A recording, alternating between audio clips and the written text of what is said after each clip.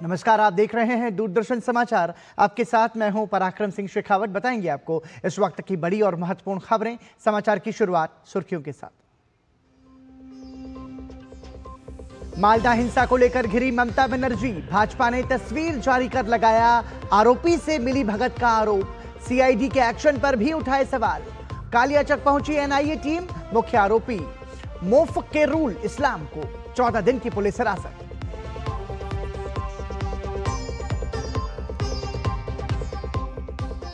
प्रधानमंत्री नरेंद्र मोदी ने पुदुचेरी में किया मेगा रोड शो। मुख्यमंत्री रंगासामी के साथ दिखाई ताकत। देखने के लिए उमड़ी भीड़। एनडीए के लिए मांगा जनसमर्थन।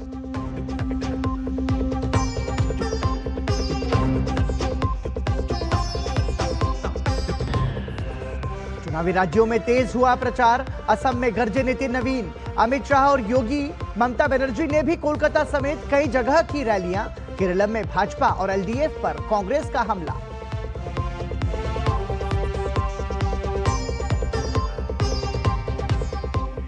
पश्चिम एशिया में संघर्ष के बीच ईरान का अमेरिकी फाइटर जेट मार गिराने का दावा। पायलट को खोजने के लिए अमेरिका ने चलाया तलाशी अभियान। ईरान ने B1 ब्रिज पर हमले के बाद पश्चिम एशिया में 8 ब्रिज उड़ाने की दी धमकी।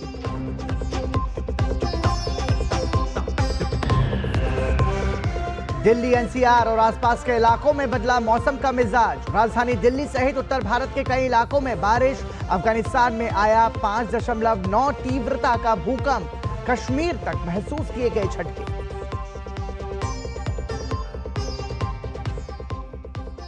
और सुर्खियों के बाद आइए समाचार में सबसे पहले नजर डालते हैं चुनावी राज्यों से जुड़ी खबरों पर।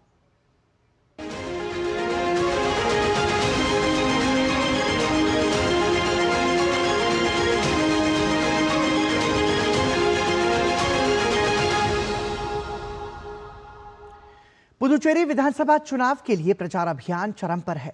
प्रधानमंत्री नरेंद्र मोदी ने आज वहां एक विशाल रोड शो किया। प्रधानमंत्री की एक झलक पाने के लिए सड़कों पर भारी जनसमूह उमड़ आया। लोगों ने प्रधानमंत्री के काफिले पर पुष्प वर्षा की। जनसमूह ने भारत माता की जय और मोदी मोदी के नारे लगाए। प्रधानमंत्री ने सभी का हाथ हिलाकर अभिवादन किया और इस प्रेम के लिए आभार जताया। पुदुचेरी में 9 अप्रैल को सभी 30 विधानसभा सीटों के लिए मतदान होना है।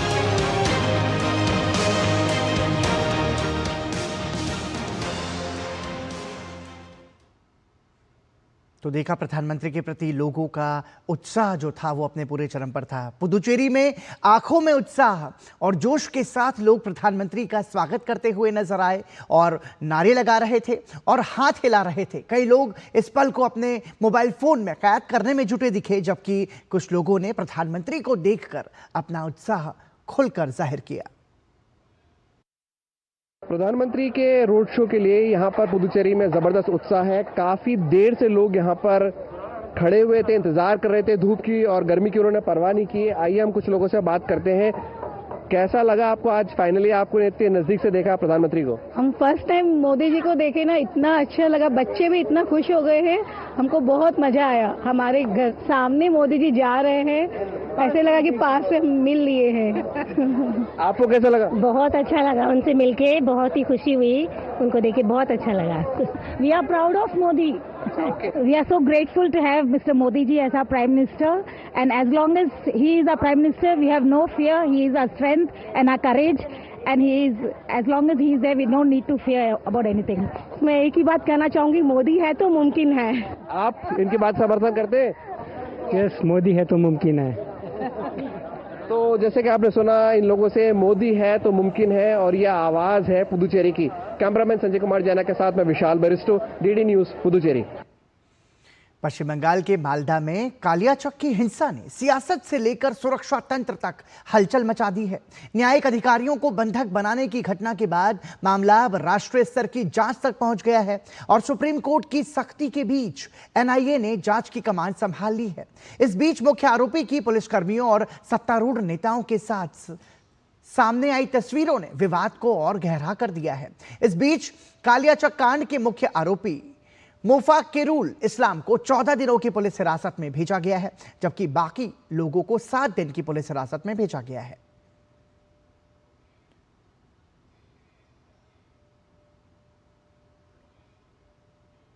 और इस बीच चुनावी आचार संहिता के उल्लंघन के आरोप में चुनाव आयोग ने कड़ा कदम उठाया है। पूर्व बर्धमान जिले के खंडघोष विधानसभा क्षेत्र की जॉइंट बीडीओ और सहायक रिटर्निंग ऑफिसर ज्योत्सना खातून को अस्थायी रूप से निलंबित कर दिया गया है। इसके साथ ही उनके खिलाफ विभागीय अनुशासनात्मक कार्रवाई का आदेश भी जारी हुआ है।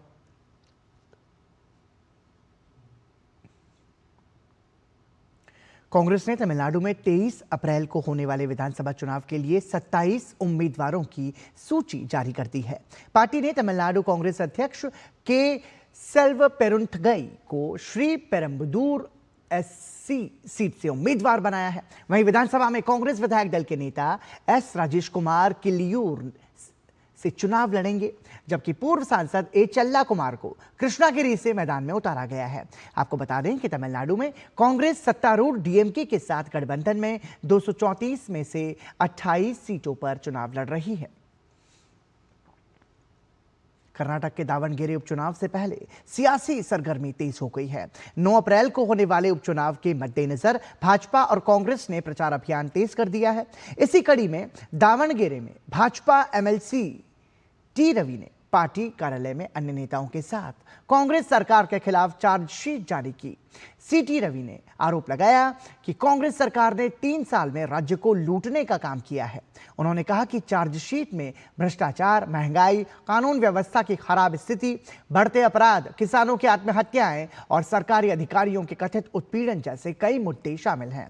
भाजपा नेता ने यह भी आरोप लगाया कि सरकार ने पेट्रोल डीजल पर सेस, स्टैंप ड्यूटी और अन्य जरूरी सेवाओं की कीमतों में बढ़ोतरी कर जनता पर अतिरिक्त बोझ डाला है। वहीं भाजपा नेताओं ने दोनों सीटों पर जीत का भरोसा जताया है।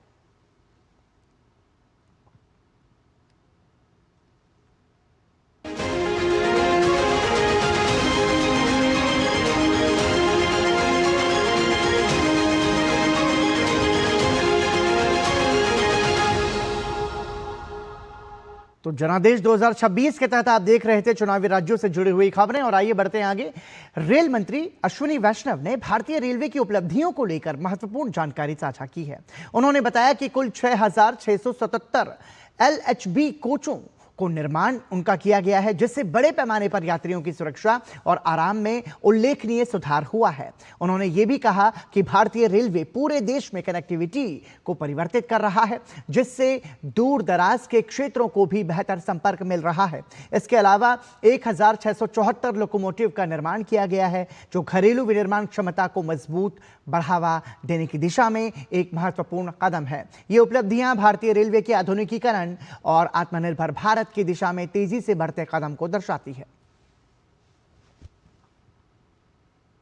उत्तर रेलवे भारतीय रेलवे का सबसे बड़ा नेटवर्क जोन है, जो बुनियादी ढांचे के विकास, माल लोडिंग और यात्रियों को आधुनिक सुविधाएं प्रदान करने के लिए जाना जाता है। नॉर्दर्न रेलवे के महाप्रबंधक राजेश पांडे ने बताया कि आपदा के हालात में भी उत्तर रेलवे ने यात्रियों को बेहतर सेवाएं प्रदान की हैं। हमने इस वर्ष ट्रैक संरक्षा के दृष्टिकोण से जितने भी कार्य थे काफ़ी अच्छे से किया है और सेफ्टी को उन्नत दिशा में बढ़ाने का काम किया है।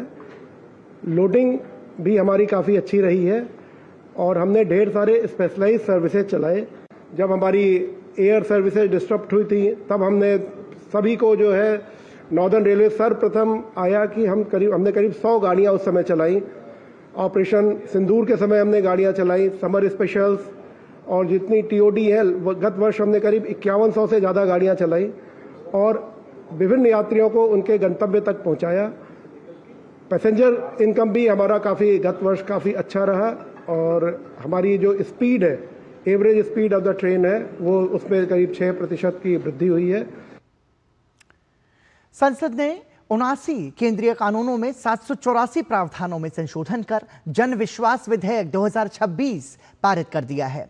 विधेयक का उद्देश्य छोटे अपराधों को अपराध की श्रेणी से बाहर करना और उन्हें तर्कसंगत बनाना है, ताकि व्यापारिक माहौल को और बेहतर बनाया जा सके और लोगों को उत्पीड़न से बचाया जा सके।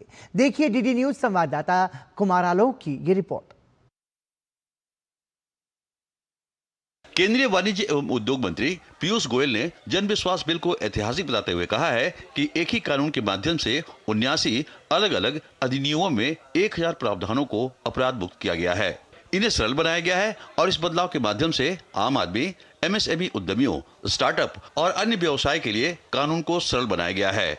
History being created have 1000 provisions of the law covering a span of 79 different acts of parliament at one stroke, with one single law being decriminalized, simplified and made less burdensome for the common man, for MSMEs, for entrepreneurs, for startups and businesses.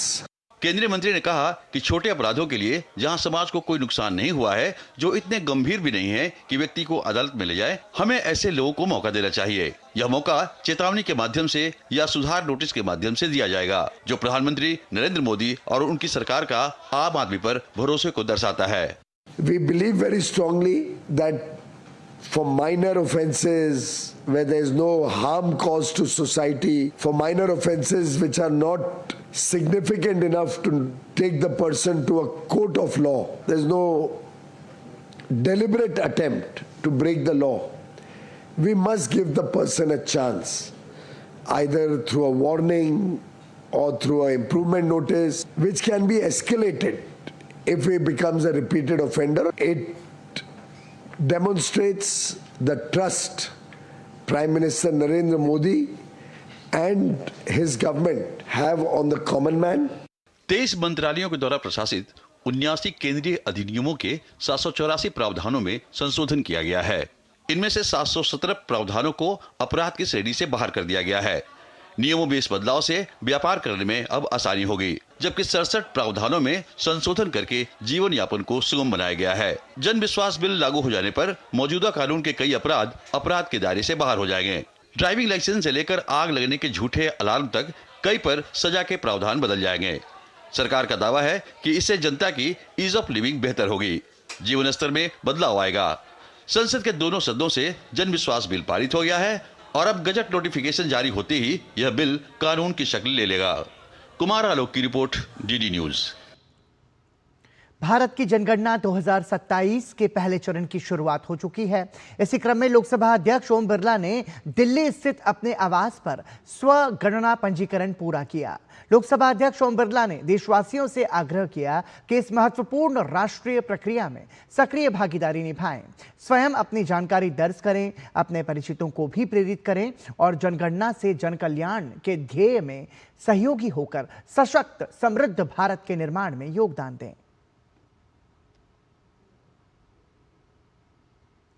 Paschim Asia संकट को लेकर एक स्पष्ट और साझा रुख को लेकर कांग्रेस पार्टी के भीतर मतभेद उभरते नजर आ रहे हैं।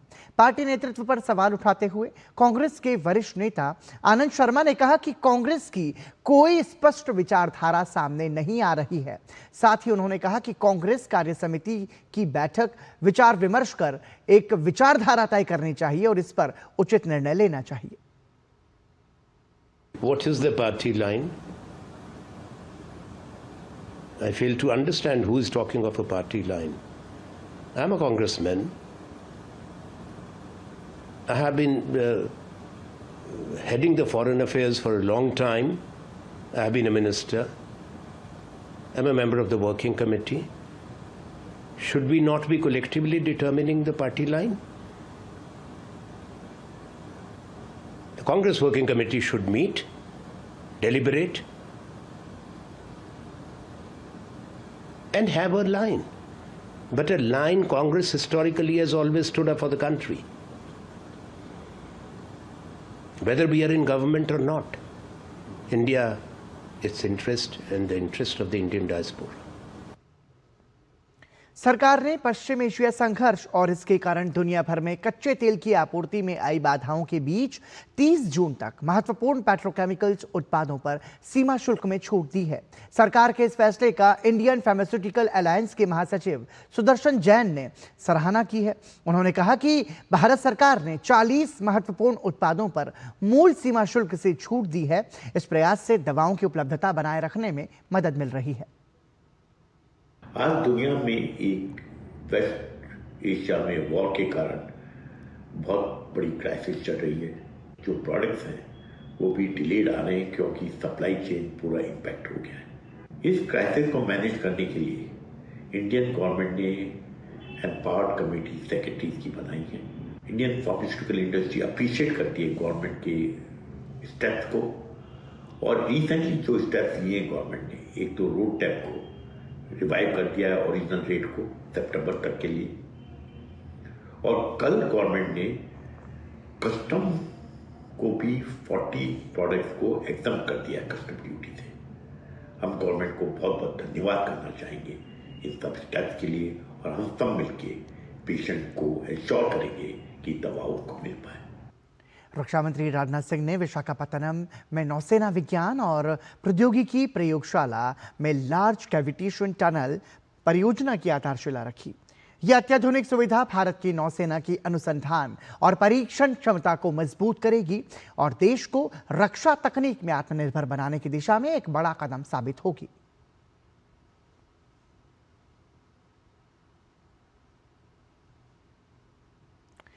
बसंत के मौसम ने पूरे कश्मीर घाटी को पीले और हरे रंगों की जीवंत छटा में बदल दिया है।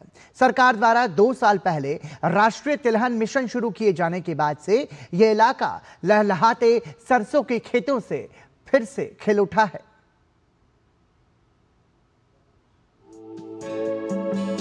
कश्मीर की बर्फ से ढकी पहाड़ियों के बीच खिले गहरे पीले सरसों के फूल न केवल इस इलाके की सुंदरता को नया रूप दे रहे हैं, बल्कि इसकी खेती को भी नया आयाम दे रहे हैं। घाटी के किसान खेती से होने वाली आमदनी को बेहतर बनाने के लिए तिलहन, खासकर सरसों की खेती कर रहे हैं। अगर हम अपने ही यहाँ उत्पाद पैदा कर सके तो ये हमारे लिए बहुत ही सौभाग्य की बात होगी, ताकि हमें बाहर के देशों से चीजें मांगने पर निर्भर न रहना पड़े। इसमें हमें काफी फायदा होता है, जैसा कि अगर ये तेल बाजार में लगभग 2500 रुपए में बिकता है और ये हमारी अपनी जमीन पर उगाया जाता है, तो इससे होने वाली कमाई का उपयोग हम अपने बच्चों की शिक्षा या घरेलू खर्चों को पूरा करने में कर सकते हैं। राष्ट्रीय खाद्य तेल मिशन भारत सरकार की एक केंद्र प्रायोजित योजना है, जिसे 2024-25 में 7 साल के लिए 10,103 करोड़ रुपए के बजट के साथ लॉन्च किया गया है। इसका उद्देश्य खाद्य तेल के आयात पर भारत की निर्भरता को कम करना है, जिसके लिए 40 लाख हेक्टेयर क्षेत्र में खेती का विस्तार करने और 69.3 मिलियन टन उत्पादन का लक्ष्य रखा गया है। जम्मू कश्मीर में इसका मुख्य फोकस तिलहन फसलों पर है। इन खेतों और खलिहानों में जो दिख रहा है वह सरसों का फूल है, जिसे लोगों ने उगाया है। अब बात यह है कि बाजार में मिलने वाले तेल की तुलना में हमारा अपना लोकल तेल ज्यादा हेल्दी और शुद्ध है। सबसे बड़ी बात यह भी है कि इससे हम फाइनेंशियली मजबूत बनते हैं। अगर हमें यह बाजार पर निर्भर रहने के बजाय घर पर ही मिल जाए तो यह सच में फायदेमंद है। इससे ट्रैक्टर चलाने वालों, मजदूरों और कई दूसरे लोगों को भी रोजगार मिलता है। कुल मिलाकर यह डबल क्रॉपिंग सिस्टम काफी फायदेमंद है। अधिकारियों का कहना है कि खेती 2023 में 1,10,000 हेक्टेयर से बढ़कर 2025 में 1,40,000 हेक्टेयर हो गई है। इससे उत्पादन में भी वृद्धि हुई है। रिस्पॉन्स आपको खुद दिखाई देगा। If you move away from Srinagar, whether you go towards the north, towards the south, जमीन आजकल हर जगह वैलो ही वैलो दिखाई दे रही है। चाहे आप पैदल सफर करें, चाहे आप गाड़ी में जाएं, चाहे आप जहाज़ के ज़रिए जाएं। जो ही आपका जहाज़ टेक ऑफ करता है श्रीनगर से, चाहे आप दाएं देख ले या बाएं देख ले, हर जगह आपको वेलो ही वेलो दिखाई दे रहा है। It is because of this national mission on edible oils and because of the promotion of oil seeds. मैं आपको ये कहने में खुशी महसूस कर रहा हूँ कि 1,40,000 हेक्टेयर हमने एरिया कवर किया है इन द लास्ट ईयर, और इस साल डिजिटल क्रॉप सर्वे के बाद पता चलेगा हमारा एरिया इससे भी ज़्यादा होगा, और करीबन 6,000 क्विंटल ऑयल सीड हमने डिस्ट्रीब्यूट किए हैं। कश्मीर के किसानों को व्यापक सहयोग मिला है। इसमें डेमोन्स्ट्रेशन, वैल्यू चेन पार्टनर्स के माध्यम से सहायता समेत अन्य कई पहल शामिल हैं। अधिकांश किसानों को तिलहन बीज निशुल्क उपलब्ध कराए गए हैं। Bureau report, DD news. और आपको बता दें कि समाचार में बढ़ते हैं आगे, और आपको बता दें कि ये हमारे लिए बहुत अच्छी बात है अगर हम अपने ही यहाँ उत्पाद पैदा कर सकें, और हमारे लिए बहुत सौभाग्य की बात होगी ताकि हमें बाहर के देशों से चीज़ें मंगाने पर निर्भर ना रहना पड़े। और इसमें ऐसी कोशिश भी की गई है कि लगातार भारत को आत्मनिर्भर बनाया जा सके। तो ये तस्वीर हमने आपको बताई कश्मीर से। और आइए बढ़ते हैं आगे। आज गुड फ्राइडे देश भर में श्रद्धा के साथ मनाया गया। वाराणसी में भारी बारिश के बावजूद ईसाई श्रद्धालु बड़ी संख्या में सेंट मैरीज चर्च पहुंचे और प्रार्थना सभा में शामिल हुए। इस अवसर पर बिशप यूजीन जोसेफ ने गुड फ्राइडे के धार्मिक महत्व को समझाया। देखिए डीडी न्यूज संवाददाता हरिकेश बहादुर सिंह की ये रिपोर्ट। गुड फ्राइडे है आज, और मैं यहाँ के जो वाराणसी का सबसे बड़ा चर्च है सेंट मैरी चर्च, यहाँ पे खड़ा हूँ। लोग आए हुए हैं श्रद्धा के साथ। बिशप हैं यूजीन जोसेफ साहब। इसका बिशप क्या महत्व है गुड फ्राइडे? गुड फ्राइडे जिसे हम लोग पुण्य शुक्रवार कहते हैं, उस दिन का स्मरण करता है जब यीशु मसीह ईसा कलवारी पहाड़ पर अपना प्राण त्याग दिए संसार के मुक्ति के लिए। कलवारी पहाड़ पर प्राण त्याग देना वो चरम है, वो एकदम क्लाइमैक्स है। वो कलवारी की ओर यात्रा करते हुए 14 स्थानों को अंकित करते हुए कलवारी पहुंचते हैं, वहां मरण पीड़ा सहते हैं और वहां सब कुछ पूरा हो जाता है। जो सब कुछ पूरा होता है उनका कथन है मुक्ति मानव जाति को प्राप्त हो गई है। इसी को हम लोग मनाते हैं। ये मृत्यु का दिवस है और उसी के साथ साथ पुनरुत्थान की ओर संकेत करने वाला एक क्षण है। तो इसी उम्मीद से विश्वासीगण सारे संसार के कैथोलिक कलीसिया इस मरणोत्सव में भाग लेती है और उम्मीद के साथ आगे बढ़ती है पुनरुत्थान के कड़ी तक। गुड फ्राइडे मुक्ति की भावना के साथ साथ पुनरुत्थान के भाव के साथ लोग इकट्ठा होते हैं और वो यहाँ पर दिखाई दे रहा है। मौसम खराब होने के बाद भी लोग यहाँ पर किस तरह से जुटे हैं। कैमरा पर्सन मुरलीधर पांडे के साथ doctor Harikesh Bahadur Singh Gautam, DD news Varanasi. Delhi police के पुलिसकर्मियों की जो स्थिति है उस पर भी हम आगे आपको बताएंगे, लेकिन आइए अब महत्वपूर्ण खबर की पर नजर डालते हैं। आपको बता दें कि दिल्ली में आज से आस्था और संस्कृति का भव्य संगम शुरू हो गया है। इंदिरा गांधी राष्ट्रीय कला केंद्र परिसर जनपथ में 5 अप्रैल तक अयोध्या पर्व का आयोजन किया जा रहा है। इस दौरान अयोध्या की समृद्ध सांस्कृतिक और आध्यात्मिक विरासत को प्रस्तुत किया जा रहा है। आप इस रिपोर्ट का आनंद लीजिए और इसी के साथ हमें दीजिए अनुमति। नमस्कार।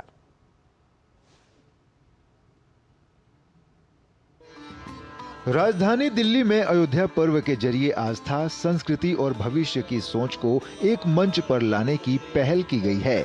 कार्यक्रम के उद्घाटन सत्र में कई प्रमुख हस्तियों ने शिरकत की और अयोध्या के वर्तमान और भविष्य को लेकर अपने विचार साझा किए। इंदिरा गांधी राष्ट्रीय कला केंद्र के अध्यक्ष राम बहादुर राय ने कहा कि अयोध्या केवल आस्था का केंद्र नहीं बल्कि भारतीय सांस्कृतिक चेतना का प्रतीक है और ऐसे आयोजनों के माध्यम से इसकी बहुआयामी पहचान को समझने का अवसर मिलता है। भविष्य की अयोध्या कैसी होगी, भविष्य की अयोध्या के बारे में वहाँ के लोगों की सहभागिता होनी चाहिए, वहाँ के संत महात्माओं की सहभागिता होनी चाहिए और उन लोगों की भी सहभागिता होनी चाहिए जिनके मन में भविष्य की अयोध्या की एक स्पष्ट रूपरेखा है।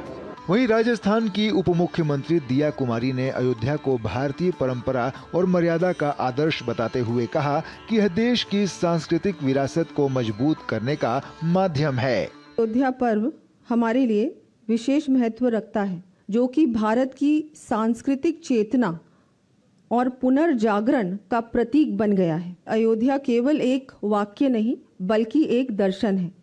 अयोध्या केवल एक स्थान नहीं बल्कि एक विचार और आदर्श है।